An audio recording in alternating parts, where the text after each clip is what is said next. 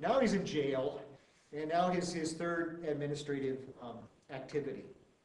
Well, sometimes you've got to make the best of what you're doing, you know, and even in bad situations, there are administrative possibilities. And so he had his career change here. Now he's in prison administration.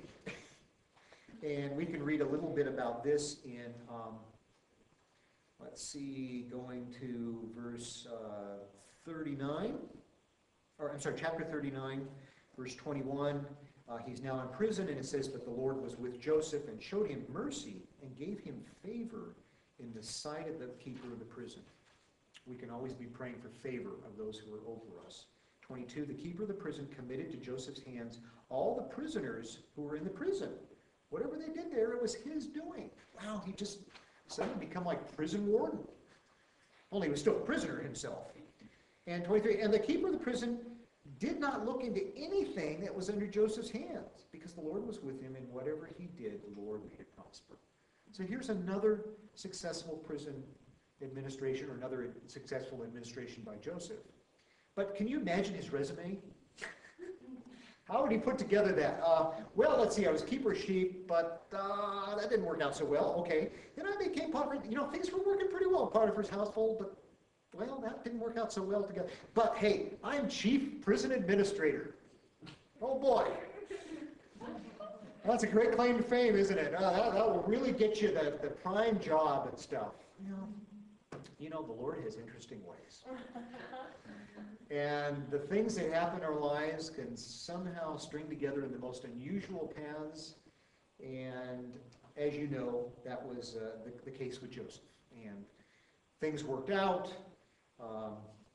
He you know, waited out the time, even though he had, you know, he'd appealed to, what was it, the baker and the I guess the wine server, and for years he was just forgotten.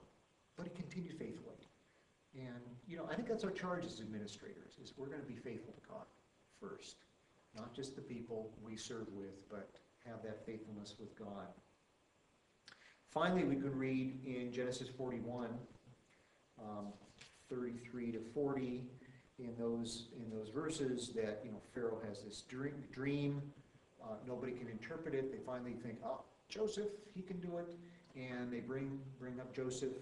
He interprets the dream.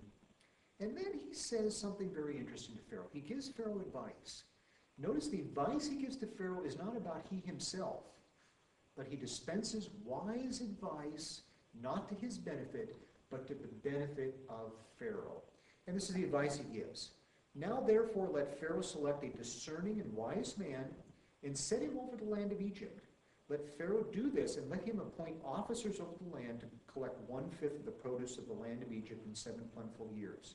And he goes on to talk about this food reserve and everything. Verse 37, "So the advice was good in the eyes of Pharaoh and in the eyes of all his servants. And Pharaoh said to his servants, 'Can we find such one as this, a man in whom is the Spirit of God?'" And he so showed his wisdom at that moment to Pharaoh. Pharaoh thought, I don't have anybody like this in my kingdom. His resume was good enough because he had the right words at the right time. And so Pharaoh made him second over the nation of Israel in that time. And again, it all prospered for Joseph. Now, notice he's now got a far greater responsibility than he ever had before. His first administration, a few sheep, trying to get along with brothers. His second administration, pretty large Egyptian household. Servants, probably cattle, probably ordering the groceries, probably all sorts of things. Then he had his jail ministry period. And then he went on to finally the whole nation of Egypt there and things. You know, God didn't put him in charge of the nation of Israel at the age of 17, but now he was 30 years old, a little more mature, a little more